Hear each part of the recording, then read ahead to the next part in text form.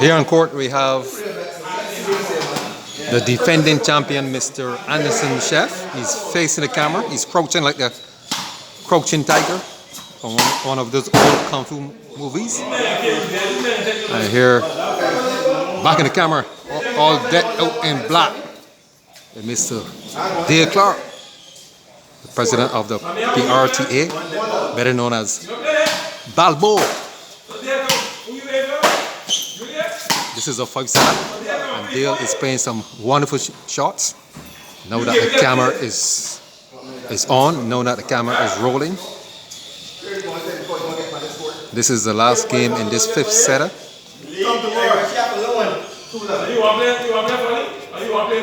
2 serving love. Dale Clarke facing the camera, like I said before, all decked out in black. Is attacking. 2 serving 1.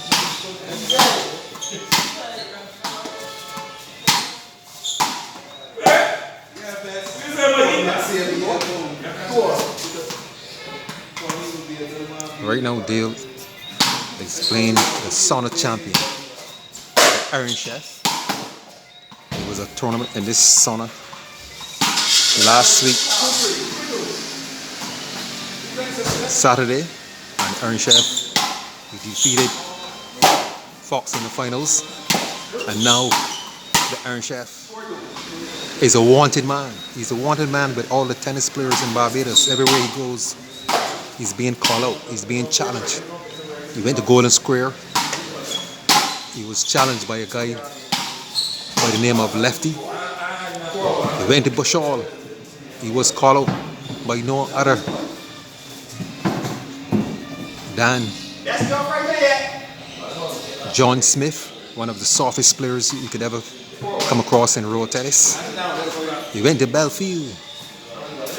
He was called out by one of the top players, Aaron Barker.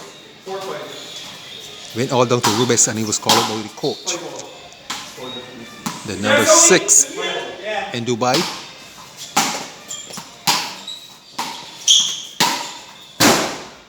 And this evening we have a match here. He's being challenged by Dale Clarke, all decked up in black. Dale just had a very successful tour in Dubai, promoting the indigenous sport of Barbados road tennis.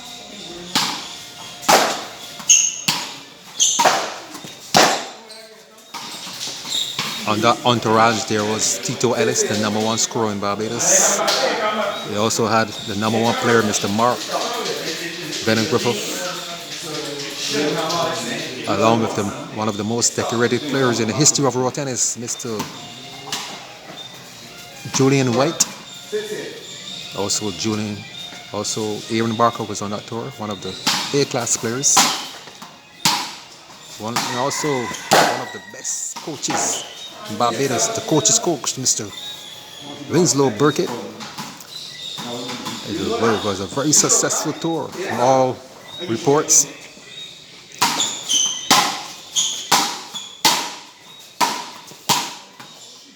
I must say, the chef looked really sharp. Really sharp.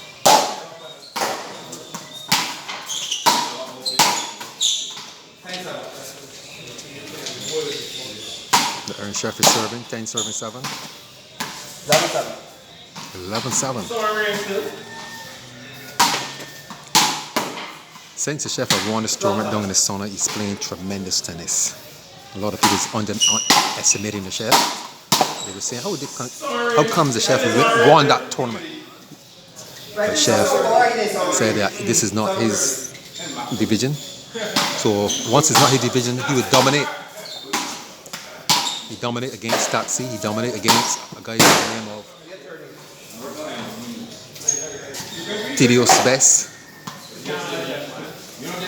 And he defeated the War Machine. A very exciting match. 9-14.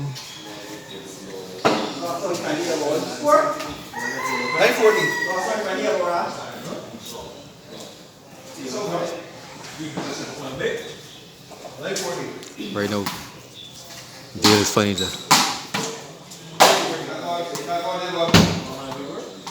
the task at hand very difficult. He's a little weary. You need to put in some more work for the chef. 10-14, but you still have a chance in this game.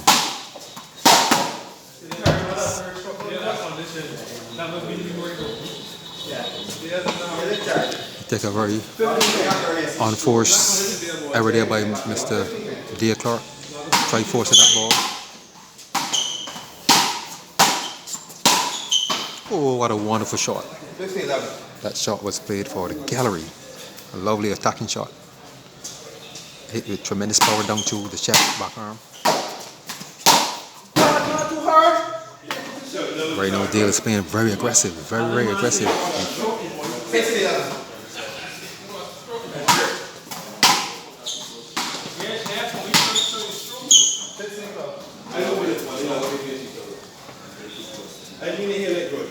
At this stage, I think Dale need to go back to the drawing board and put in some work, some practice.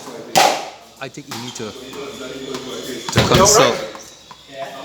You need to consult with Mr. Winslow Burkett, the #1 coach. You need to go back to the coach's corner. I think Burkett would work on him, work on his fitness, work on his accuracy. For tennis is a sport, you have to be consistent. You have to qualify a certain amount of balls if you want to dominate the top players. The chef is a very good shot there by Dale. But he will need 21 of those. He's a little tired. 14-18. He still have a chance. The game is still open.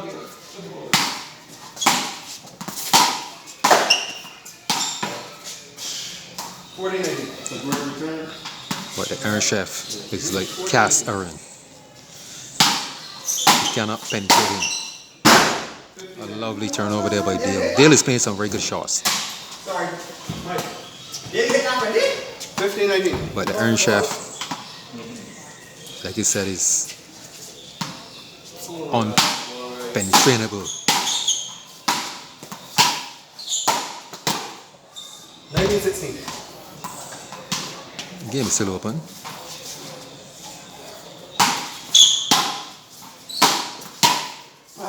Lovely shot there by the chef, sizing his back arm. Game and set. A 5-setter wrap up there by Mr. the Iron Chef. Very good set. The Iron Chef dominated Dale Clarke a 5 straight. Here we have the Iron Chef, Anderson Smith. Just defeating Dale Clarke. Big bad Balboa, 5 straight. You just came off a very successful tournament there, Mr. Anderson Chef. And it was a grueling competition that you were in. And these guys would not give you any rest, Mr. Anderson. What is that? Yes, sir. You know, everybody wanted to be champion. You know, so they're calling me out. I really want to do some resting. But those guys are challenging me. So Big Bad Balboa called me out. You know, I give him 5 straight with a south. You know, he said that he has a perfect kitchen, but not the color of the kitchen, but the master of the kitchen. And I'm the master chef, the Iron Chef. Why are these guys underestimating your ability? I don't understand why they're underestimating. You're a champion. I don't know why they're underestimating me. I can't say why. I don't believe all that kind of sport.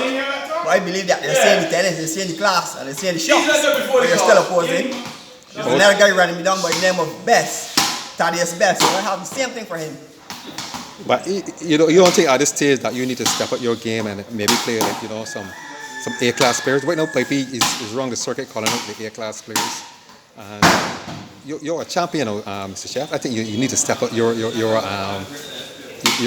challenges to the A-class. At this time, I'm not ready to call out the A-class players. What I'll do, I'll call out the class players, the higher ranked B class players, guys like Antoine and Leroy and those guys, you know. That's who are higher up in the B class before he challenge those A-class guys.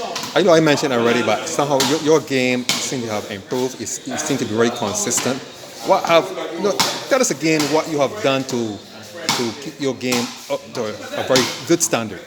What I did is that I did some exercising. When I got fit, the tennis is always there. You know, it's just a matter of putting in the work and putting the ball on the court. And that's basically what I'm doing.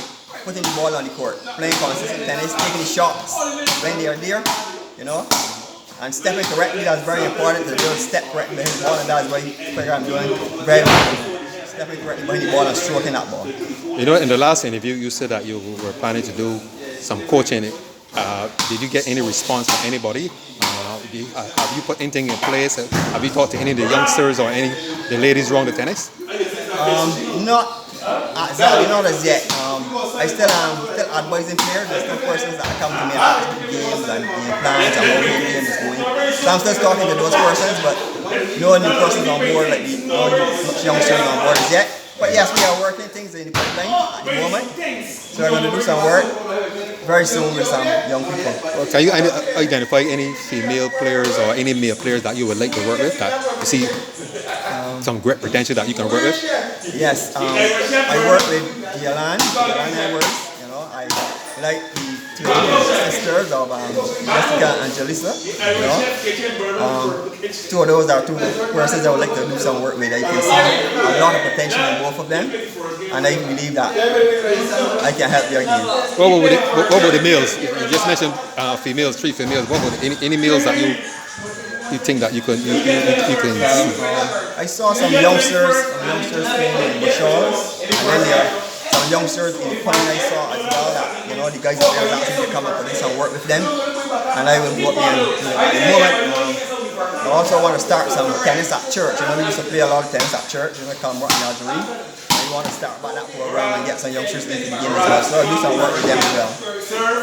All right, thank you very much, Mr. Anderson. You have defeated Big Balboa 5 straight. Congratulations. Yes, you're welcome, sir, Mr. Dottie. Thank you again. Good afternoon, ladies and gentlemen. Here we have Mr. Dale Clarke, the president of the PRTA, aka Mr. Big Bad Balboa. You made a challenge from your purple kitchen to the Iron Chef. Tell us what happened this evening, Mr. Clarke. Well, basically, my kitchen was lacking some ingredients. It was not able to complete my meals. And honestly, the Iron Chef, he's been a chef for over 30 years, so respect is due. He's playing magnificent, he's playing awesome. And you know what? I made half more than I could shoot, but you know me, I'll be back. I would go home and work on a recipe. This time when I come back, I have all the ingredients. Because I still believe that I could, be more competitive with it. Well, there's something that's good to have a recipe and so on, right? But in sports, it's something that called for nutrition. What, in terms of nutrition, what you're using? Well, honestly, I only started back playing basically from this week and going back to the gym. I was suffering from a bone that had me laid up for almost 2 weeks. Could not put any pressure on the foot, couldn't even walk. The knee was swollen on the ankles, but trying to change up my diet so I wouldn't get that problem reoccurring through the year. Because the chef would beat me, but there's some other guys, in that division that would not beat me. I just have to get in, court time. I won't call the Prime Minister, but he's one of them. Yes, Mr. De Clarke, you had a very successful tour to Dubai. Just give a little insight on that tour. Well, a lot of people don't understand the mentality of us at the PR here. We went to Dubai to introduce road tennis to the world basically because, with our economy is not in the best shape that we would like it so that we could go to the government asking them for funds to do the world tours. Getting sponsorship is also very difficult. So the Expo Dubai 2020, it was a magnificent opportunity because that there was hosting 192 countries. So spoke to the former minister, Dwight Sutherland, I told them that we could actually fast track the awareness of road tennis globally there. So they brought in the division, we took the team to Dubai, and one of the key components of the tour was getting the Dubai media on board. So they basically covered the road tennis week, so it was in the Dubai media, their print media, as well as on television. So even though it was at the Expo, going on at the Expo, you were still see it in the wider Dubai region. Also, having footage with an event like that there in Dubai augurs well for the promotion of road tennis. Because when we promote road tennis, for example, we send a video showing players playing from Barbados. Yes, it's our indigenous sport, but the fact that we're playing our indigenous sport in Dubai, which is the place that is trying out to become the capital of sports in the world, it augurs better for us when we go at the international level promoting, because we have the indigenous sport from Barbados, but it's also in a world recognized destination. So for example, when we send it out to various countries, the response has been much greater than if we were just sending videos from Barbados. Okay, all right. That was the international circuit. You know, since COVID, road tennis tournaments in Barbados have been very dormant. But we're seeing that cricket is open back up here in Barbados. You see people in the stands and so on. What are your plans in terms of road tennis tournaments on the local circuit? Well, honestly, we would like to rekindle at least 2 tournaments this year, 2 major tournaments. We're in discussions with the sponsors, but everything hinges on the, how the COVID protocols will be relaxed. Because it's okay, yes, doing the tournaments, but we have not developed the sport locally that it could be a television product. Right, where that you can actually make some money from the actual production. So we rely heavily to offset the cost of the tournaments from gate receipts. So honestly, to put on a tournament at the level that we're accustomed to putting out, the PRD, it costs us well over $100,000, right? And to do it without spectators, it wouldn't make any sense to us at this point in time. What we might do, or we're considering, is to scale down the tournaments, like do more invitationals, but just to keep the road tennis competitiveness at a high level going. All right, thank you very much, Mr. Dale. We appreciate what you have been doing for road tennis throughout these years, and we'd like to wish you and the PRTA success in the future. Thanks so much, and we also look forward to working with the Barbados Road Tennis Association, wherever we could put in or input or assist in their, their goals and anything towards the development of road tennis. We're keen to be on board, and we look forward to, forging a new relationship with the new Minister of Sports, Mr. Charles Griffith. I think he's the new minister now, and we look to meet with him, so that we can see if we can build on the plans that we have with the former minister, see if we can continue on the foundation that was set. Okay, thank you very much. You're welcome. Thanks for having me.